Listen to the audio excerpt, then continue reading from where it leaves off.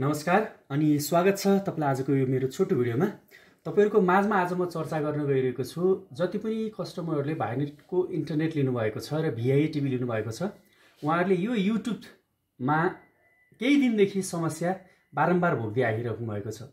मैले पनि भाइनेटको यो युट्युबमा बारम्बार समस्या भोग्दै आएको छु, तर मैले यो आएको समस्यालाई चाहिँ समाधान गरेको छु। तर ग्रुपमा धेरै जनाले यो युट्युब सम्बन्धी समस्याको बारेमा चाहिँ बारम्बार प्रश्नहरू गर्ने, बारम्बार मेसेजहरू गर्ने गरेको हुनाले आज म तपाईहरुको माझमा यो भिडियो पुनः बनाइरहेको छु है। यहाँ हेर्नुस्, यो अहिले युट्युब मेरो टिभीमा चलेको छैन। तपाईको लागि यो दुईवटा लन्चर छन्। यसमा तपाईको कुन छ?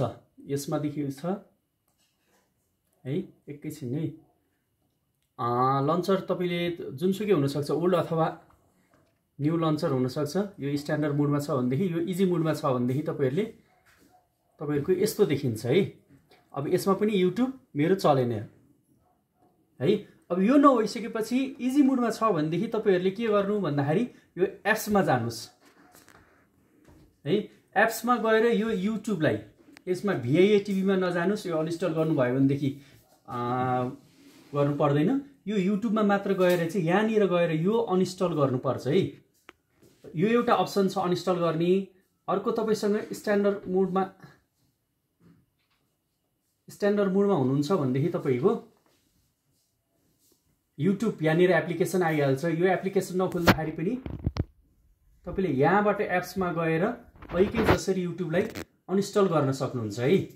अब यसपछि अब यो गर्दाखेरि मेरो युट्युब चलिरहेको छैन। अब यहाँनिर गएर मैले हेरेँ, एकचोटि हेर्नुस्, नेटवर्कमा हेर्नुस्। यो मेरो नेटवर्कमा छ, नेटवर्कमा कुनै इस्यु छैन। अब यसको एकचोटि क्लियर क्याच गरेर हेर्ने है। मोबाइलमै पनि रिमोट हुन्छ, यहाँनिर जाने, क्लियर क्याच गर्ने। क्लियर क्याच गर्दाखेरि हुन्छ कि हुँदैन हेर्नु है त। फ्याक्ट्री रिसेट नगर्नु होला। फेरि फ्याक्ट्री रिसेट गर्नुभयो भनेदेखि फेरि सुरुदेखि इन्स्टल गर्नुपर्ने हुन्छ। मैले क्लियर क्याच मात्र गरेँ।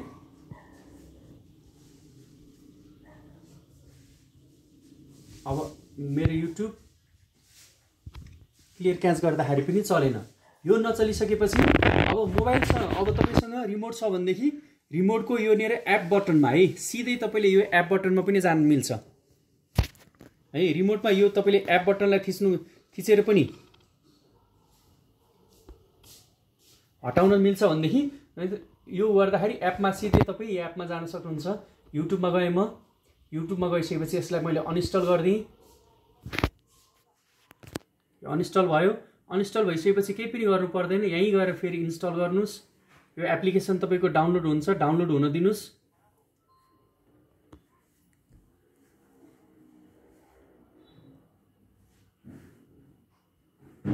डाउनलोड भइसकेपछि यसलाई तपाईले इन्स्टल गर्नुपर्छ है।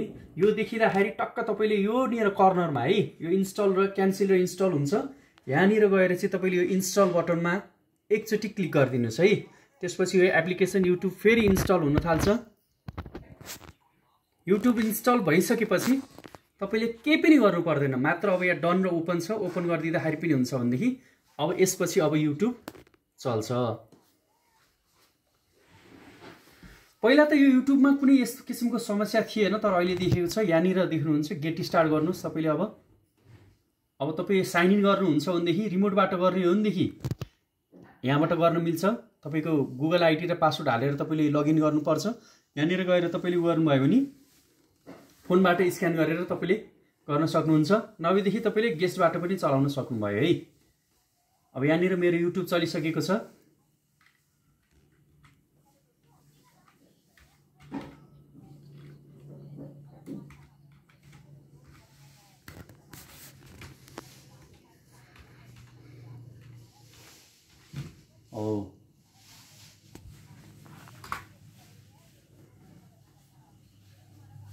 अनि यसरी तपाईले चलाउन सक्नुहुन्छ। त भन्दै तपाईलाई माझबाट यो छोटो भिडियो आजलाई यही मैले अन्त्य गर्छु। मेरो यो च्यानललाई लाइक र सब्स्क्राइब गर्न पनि नभुल्नु होला है। यो च्यानललाई चाहिँ लाइक सब्स्क्राइब गर्नको लागि नभुल्नु होला भन्दै तपाईको माझबाट अहिले यहीँबाट छुट्टिन्छु, बिदा हुन्छु। हस्त नमस्कार।